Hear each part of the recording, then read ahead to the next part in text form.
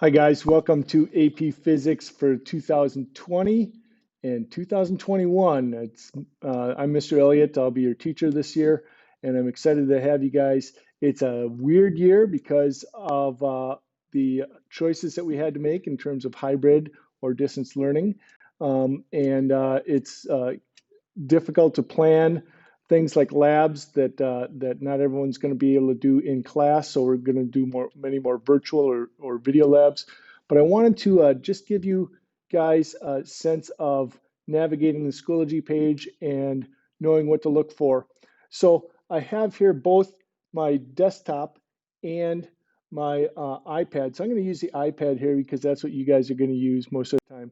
So when you log in, you should see pretty much from every teacher the general resources and support folder at the top of the page. Now, we have all the same stuff from the school on there.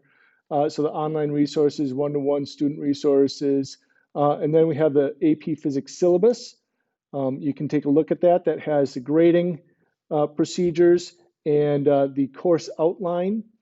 This is pretty much governed by the AP College Board process. There's 10 units. We'll be doing all 10 units in preparation for the AP test at the end of the year.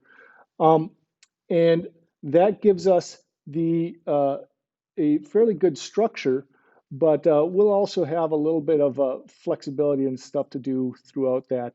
And some of the things will get more in depth than the AP test goes. Some of the things we'll cover to the extent that you need for the AP test. Also, I have all the equations that you get on the AP test right here. That link will always be there, and I'll always provide you the equations that you'll need for this year. And anytime you have a test or an exam, any assessment, you'll have access to these equations as well. So I want to get you guys familiar with how these are written and where they are, and how to use them and where to refer to them for different portions of our curriculum. Below that, I have office hours and contact info. You guys have a lot of different options as far as getting a hold of me. That has what hours I have, how to get a hold of me. If you need to call or text me, I have a Google Voice number that is right there. Email or Schoology. It tells the hours that I'm available. There is a certain time period of each day from 1:40 to 2 o'clock that I'm only accessible for distance learners. So distance learners, make sure you take advantage of that. Wednesdays are a little bit different flexibility-wise. Some of you might come in to make up things or for help. Some of you, I'll have a Zoom session available, and that will be accessible for everyone that needs it. Then we have the AP exam course guide. I'm not going to click on that, but that covers all of the different, it's multiple pages that tells all the different subjects that we have for, and the units that we have and what you need to know through it.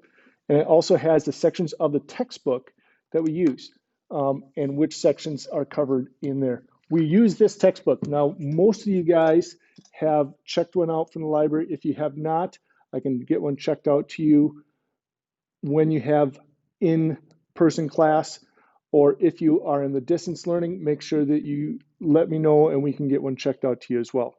I only use a book really for assigning problems and kind of as the guide for the order that we do stuff. So I don't have you read a lot in it, but we'll use that for the problems. It has answers to the odd numbered problems in the back of the book. So it's a decent resource. So it's a nice reference for us. All right. Then I have, you will see, if you are in the cohort C, the distance learning, you will see, well, I guess I skipped the AP exam and website registration info.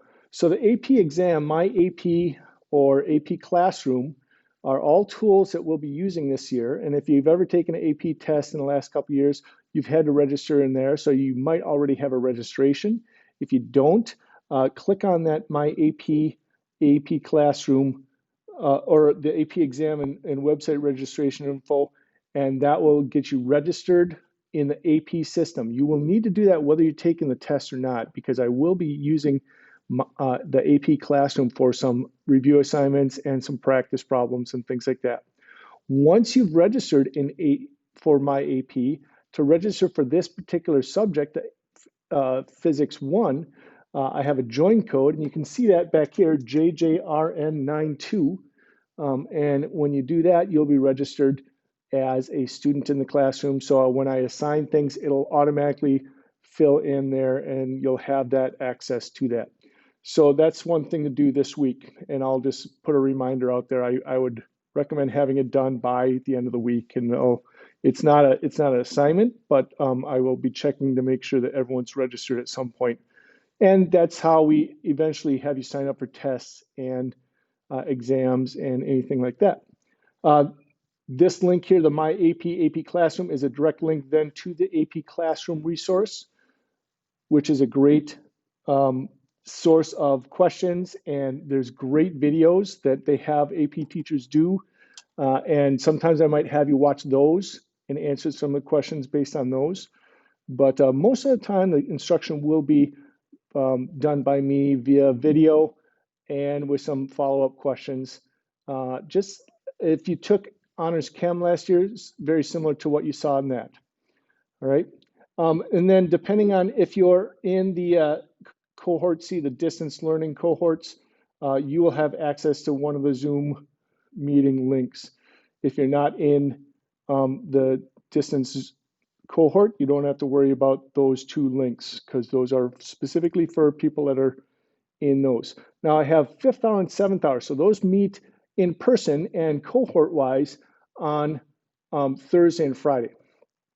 So don't think you don't have to think about physics the rest of the week. Make sure you're checking in on what we're doing that week, and we'll have due dates Thursday and Friday when we have in-person or online instruction time. It will be time for you to ask questions of assignments, for me to clarify things, make sure that you're understanding the concepts that we're talking through that week, possibly time for, hopefully time for demos, and possibly some video labs or talking through some examples. So that's the plan for the time that we have face-to-face or live with each other. The organization on here, then I had the first assignment, the introductory assignment, which many of you have done in years past, something like that, the Who Am I assignment, and that is to do a short video, couple minutes, that just introduces yourself so I can see your face. Do it without a mask, please. I need to see your face. I want to know how to pronounce your name, how to say your name the way you want it pronounced, and if you have nicknames or anything like that. What things you're involved in. Physics is a great science in that it touches a lot of different areas. So if you're involved in music, we talk about sound, we talk about vibrations and production of sound and how frequencies work. If you're into sports, we talk about force and leverage and speed and velocity. If you're into photography, we talk about light. So there's a lot of different areas. We have electricity and circuits. So I like to get to know what you're interested in so we can hit some of those things that you might have interest in. It really helps me if I learn how I can best communicate stuff to you. So if you know how you learn best, if you are a hands-on learner, if you are give me problems, I'll work through them, let me know. Most of us kind of figured some of that stuff out as we went to distance learning last year. So this might be a good way to tell me what you need me to do to help you learn best. And then anything else you might want me to know about. If you have a schedule that is difficult, or you have a lot of work hours or things like that, or you like certain things, or if you hate soccer like I do, think it's a communist sport or anything like that, I'm absolutely willing to listen to that kind of thing. All right. So that's the instructions for that. That should be submitted to me online via Schoology at some point before Wednesday. Okay. Then going back here, I have the 5 units that we plan to study this trimester. And if you click into those, I will put dates on the unit folders, but you will see them divided into weeks. So week 1, we have week 2. This is pretty much a 2-week unit. We'll also have links to student files. Any file that I would hand out or anything like that is a Google Doc. So I'll show you how to access those. And the notes, and these are not yet activated. I will activate those tomorrow, or actually Monday, and so we'll get that to you. All right, and then week 1, I'll have a series of tasks and things to do. We'll have an introductory lab. I'm filming video for that now, so give me a little bit of time to get that done. And the book problems, those will not be due this week, but those are something to start working on.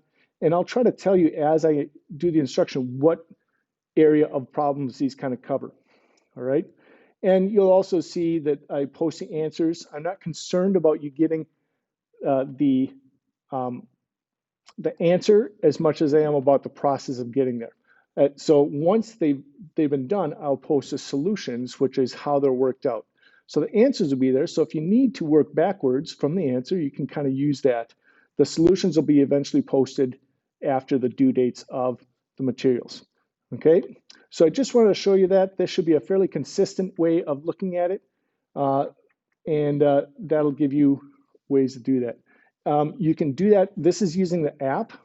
You can also use the desktop client, which does tend to have a few different things that are kind of handy, where it has a schedule right here or a calendar.